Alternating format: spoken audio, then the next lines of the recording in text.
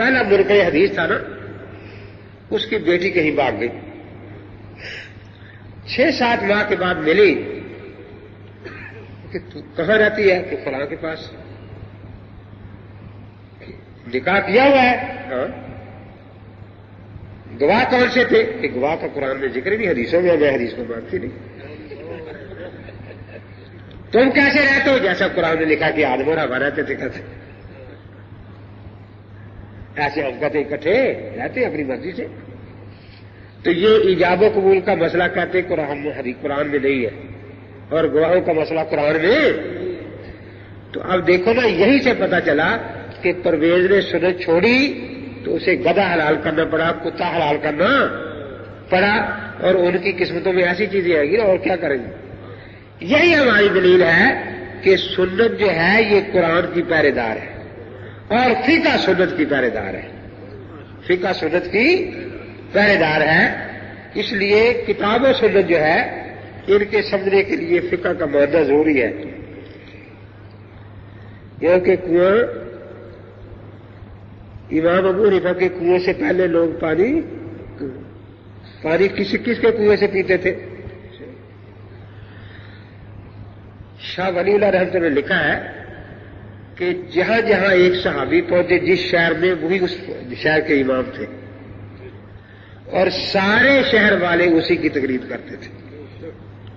اسی کی تائید حدیث کی کتابوں سے ہو رہی ہے کہ مثلا عطا کے فتوے ملتے ہیں، ابن عباس کے فتوے ملتے ہیں کہ جب تک ابن عباس مکہ میں زندہ رہے سارے مکے والے ابن عباس کے فتوے پر عمل کرتے رہے۔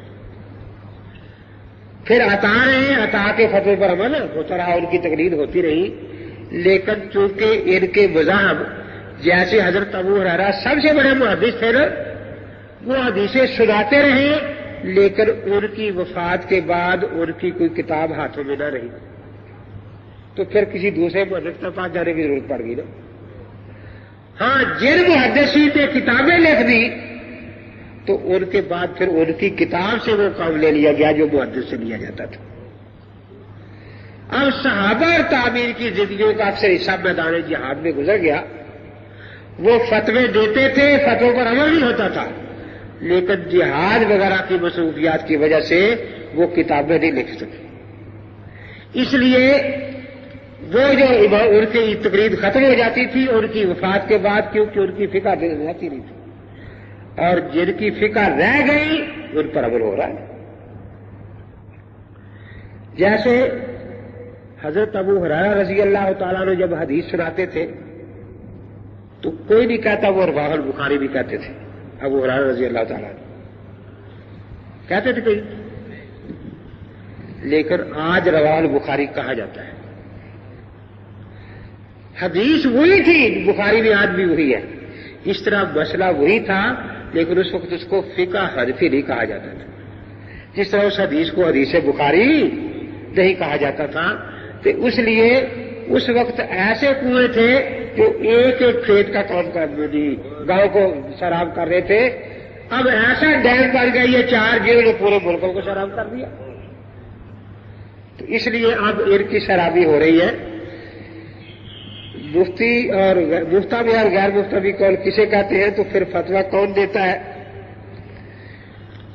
فتح عربی کا لفظ ہے، یہ ججے سے جب میرا مناظرہ تھا نا، میں نے لکھا کہ آپ اگر فقہ کا قول پیش کریں تو مفتابی قول پیش کریں۔ اسے تو پیش کرے تھے دوسرے اقوال، اسے بڑا غصہ لگا، یہ کیا لکھا ہے مفتابی، کٹو اس کو۔ کیوں کاٹوں میں؟ تو نے حدیث کے ساتھ صحیح لکھا یا نہیں لکھا؟ تو بھی کاٹ صحیح کا لفظ، تو صحیح کا لفظ کاٹ دے، میں مفتابی کا کاٹ دیتا ہوں۔ تو 4 غیر مقلد پروفیسر بیٹھے تھے، انہوں نے مجھے پوچھا کہ مولوی صاحب صحیح کا ہمیں معنی آتا ہے لیکن مفتابی کا ہمیں معنی نہیں آتا ہے، آپ ہمیں معنی بتائیں، پھر ہمیں پتہ چلے گا کہ آپ غلط ضد کر رہے ہیں یا ہمارے پیر صاحب غلط ضد کر رہے ہیں۔ میرے کہا فتح عربی کا لفظ ہے، اس کا مطلب ہے مضبوط جوان، مضبوط، یہ کہتا ہے کہ میں فقہ کے قول پیش کروں گا، میں نے لکھا ہے کہ پکے پکے پیش کرنا، یہ کہتا ہے میں کچے کچے پیش کروں گا، کہتا ہے یہ کیوں کچے پیش کرے گا؟ میں نے کہا اسی پر لڑ رہا ہے مجھ سے، بوفتہ نہیں کا مانا پکے پکے کال.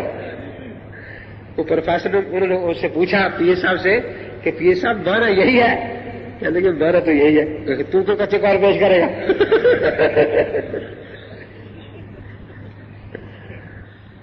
تو جس طرح حدیث کی اصول ہے اس سے پتہ چلتا ہے کہ یہ حدیث صحیح ہے ضعیف ہے، اس طرح مجتہد کے اصول ہوتے ہیں، ان اصولوں سے فیصلہ ہوتا ہے کہ یہ مجتہد قول ہے اور یہ غیر مجتہد قول ہے.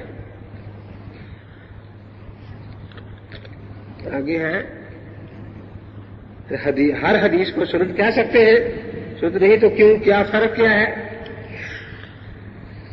سنت کہتے ہیں اصل میں راستے کو.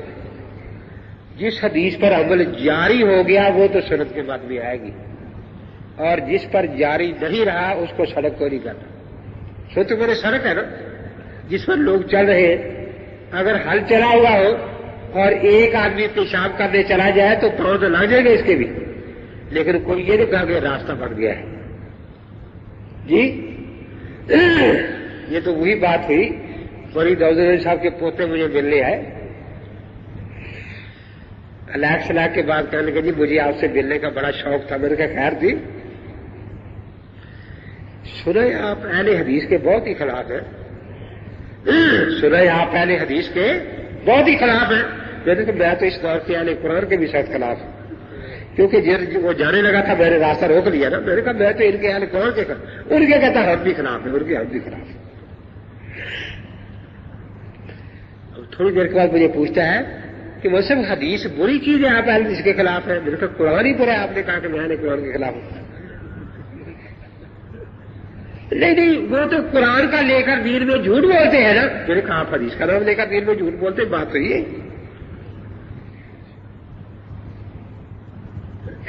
میں نے کہا تجھے کس نے کہا تھا اہل حدیث بننا؟ تجھے کس نے کہا تھا اہل سنت بننا؟ مجھے میرے نبی پاک نے فرمایا تھا علیکم بسنتی. تجھے کس نے کہا تھا علیکم بحدیثی؟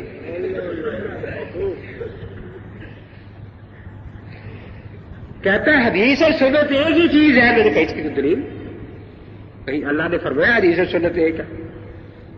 یا اللہ کے رسول نے فرمایا کہ میں کہتا ہوں تو بھی غلط کہتا ہے. یہ تیرے پاس داڑھی ہے سنت ہے، یہ حدیث ہے، لکھنے میری داڑھی حدیث ہے. اور وہ خاموش. پھر کہا فجر کی نماز پڑھے 2 رکعت نماز حدیث. اللہ اکبر. کوئی زور کی رتے سے رہے 4 حدیث 4 فرض 2 حدیث 2 نفر. تو میں نے کہا تو لکھ دے 10 کر لیا. اب 10 میں کرے. اب اندازہ لگایا. میں نے کہا تو خود ہی فرق کرتا ہے. حدیث کے لیے ضروری نہیں کہ اس پر عمل جاری رہا ہو، جس پر نہیں جاری رہا وہ بھی حدیث ہے. دیکھو نا بیٹھ کر پیشاب کرنے پر عمل جاری رہا امت میں، یہ سنت بن گئی. اور کھڑے ہو کر پیشاب کرنے کی حدیث ہے وہ سنت نہیں ہے. اب جو مرد اور بیٹھ کر پیشاب کرتا ہے وہ اہل سنت ہے، اور جو مرد اور کھڑے ہو کر پیشاب کرے وہ اہل حدیث ہے. سنت تو آج کو کہتے ہیں. دیکھیے وضو میں کلی کرنا حضرت کی عادت تھی تو کلی سنت ہے، لیکن وضو کے بعد بیوی کا بوسہ لینا یہ عادت نہیں تھی. تو مسئلہ ضرور تھی بتانا تھا کہ وضو نہیں ٹوٹتا.